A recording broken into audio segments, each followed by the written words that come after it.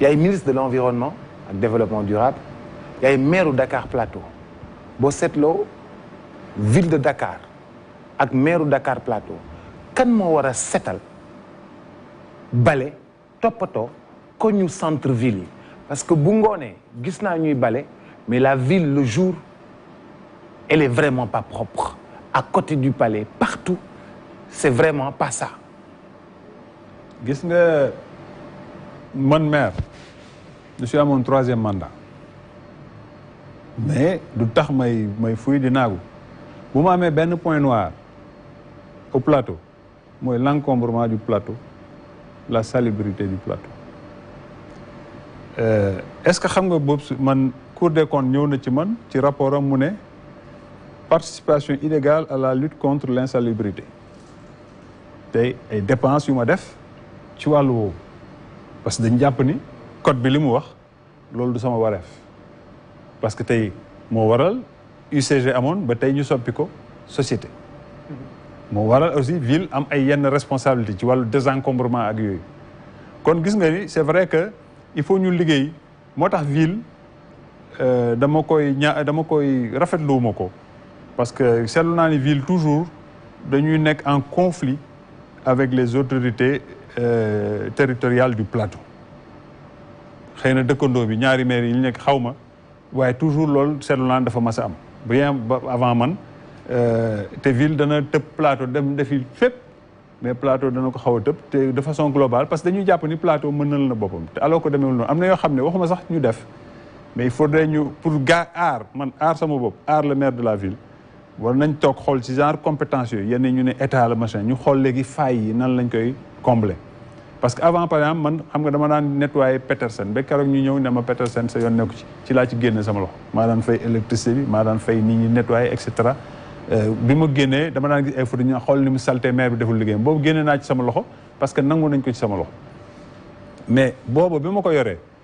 imaginer bu ma nettoyer Petersen UCG à l'époque danaa wax ni fii kiiwu privé la mënuma fa dugg bokkul sama mission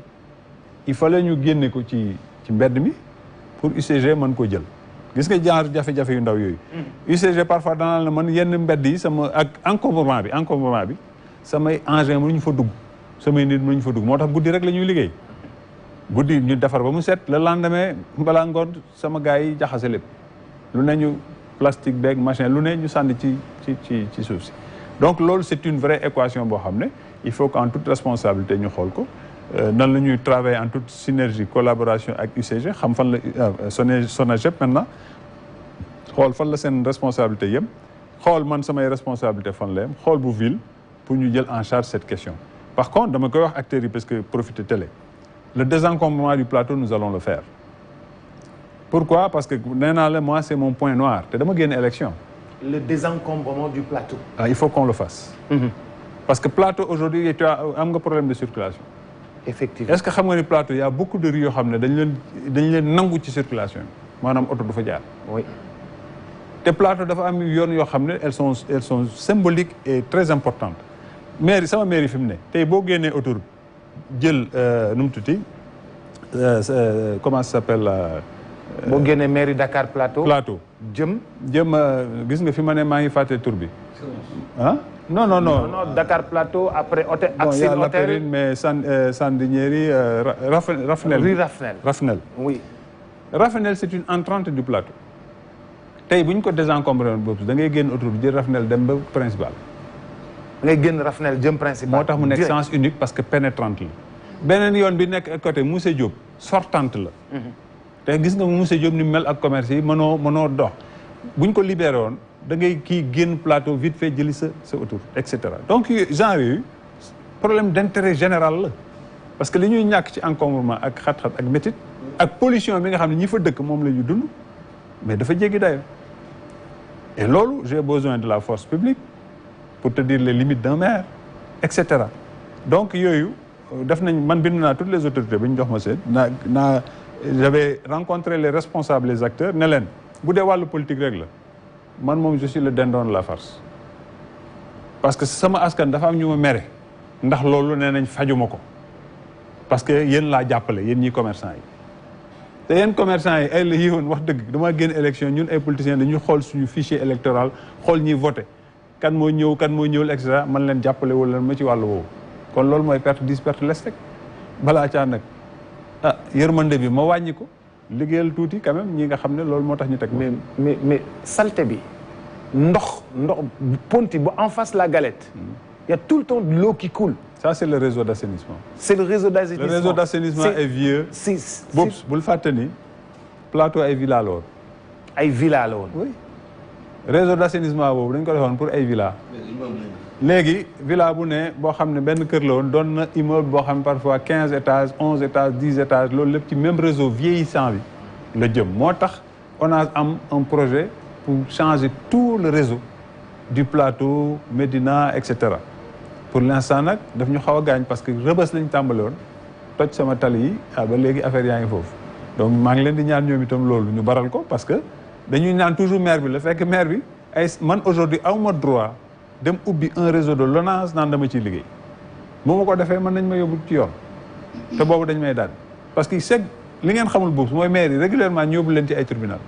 man plusieurs fois yóbbu nañ ma tribunal plusieurs fois parce que ñi dañuy jàpp ni voilà da nga toog seen i droit et cetera. Mais qui doit faire des efforts pour qu'il y ait que ville bi gën a set qui doit faire des efforts. Tout le monde. Mairie de ville ou mairie Dakar Plateau. Tout le monde mairie de ville il faut que ñu collaborer davantage parce que parfois voilà ay sañ-sañ la kii da nga am sañ-sañ lii kii am sañ-sañ lii ñu boole ko. parce que c'est l'intercommunalité qui est consacrée par les textes. il faut ñu collaborer davantage ci wàllu woowu et je pense que ce sera l'avantage des Dakarois. yeneen service d'État yi aussi muy Ageroute pour tali yi muy concessionnaire yi nga xam ne da ngay defar sa tali ba pare ci semaine bi ci topp ñu ñëw dagg sa tali te duñ ko defaraat bu baax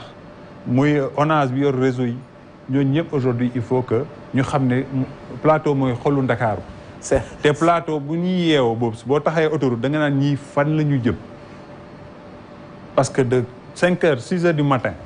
ba ay 11 heures lii embouteillage la bu jëm ci biir plateau. sens unique. doo xam da nga naan ñii man je suis maire dama naan ñii fu ñuy gaare ci biir plateau. le soir pendant des heures boo gisee lii génn da nga naan ñii fan la ñuy génn fu ñu newoon ci biir plateau. donc loolu d'abord on a un défi énorme sur le stationnement parce que le stationnement aussi est un droit loolu am naa projet bu ma ci yor boo xam ne ñu ngi koy finaliser pour commencer def ay parking aérien moo tax Sandaga am parking. moo tax Bibi Ndiaye bi ma defar am parking man fu may tabax rek parking yi suuf moo tax aujourd'hui permis de construire daf la def obligation booy tabax da ngay def autant de parking qu'il y a d'appartements ou de bureaux obligatoire immeuble bi fay def yëpp maintenant nag xam naa am na ñuy pare seen immeuble ba pare jël parking yi transformé ko en dépôt ak i machin ak i affaire yi loolu dañ ko war a surveiller. dëgg la merci beaucoup monsieur le maire. merci beaucoup monsieur le ministre ci sa disponibilité. ci sa clairvoyance ci sa éclairage yi nga xam ni indil nga ñu ko tey ci suñu émission Iftar di la gërëm bu baax a baax di la sant di gërëm Alassane Samba Diop di la sant ñu dugal publicité léegi-léegi ñuy soog a daaneel. jërë ngeen jëf yéen itam merci monsieur le ministre waxtaan bi neex na. am na solo jërëjëf merci la pub rendez-vous dans un instant.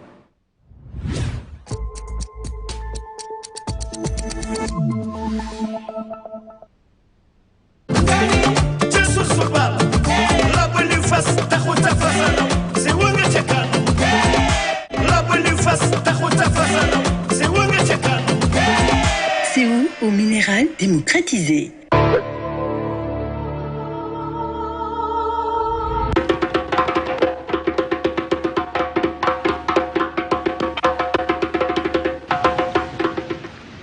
À 5 heures de l'Europe,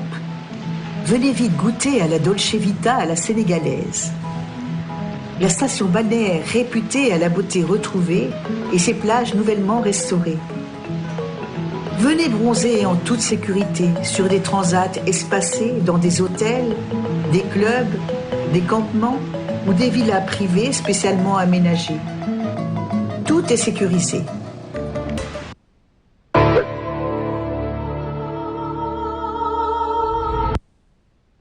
sama gaay tey nag dañuy waxtaan Mor seetlu naa saa su ma jëndee